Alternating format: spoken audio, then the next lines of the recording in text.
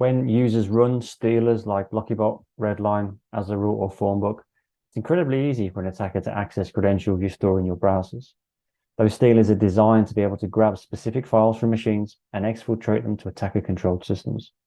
As an example here, I've got a virtual machine running Windows 11. This is exactly the same type of system a user would run.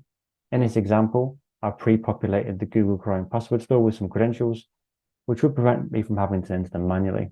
As an example, I'm going to show you when I go to sign into Lego, the credentials are already cached. Now, obviously, the credentials are accessible through Chrome. However, you do actually need system credentials to be able to access them. However, in the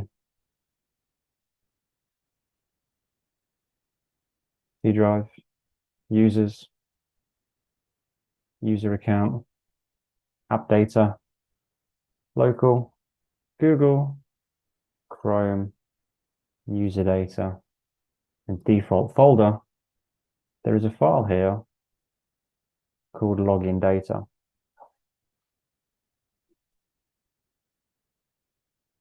Now, when I open this, you can see that it's just ciphertext. This database file stores the usernames and passwords of all Google Chrome cache credentials in this encrypted SQL-like database. So there are some protections, obviously, the data is encrypted, but luckily for the attacker, Google Chrome also stores the key.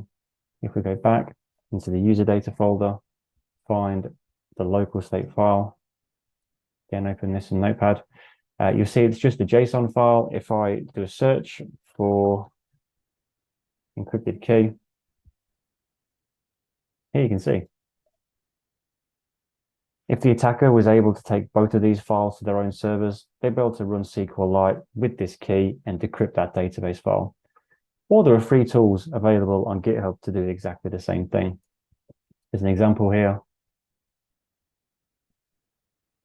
This is one.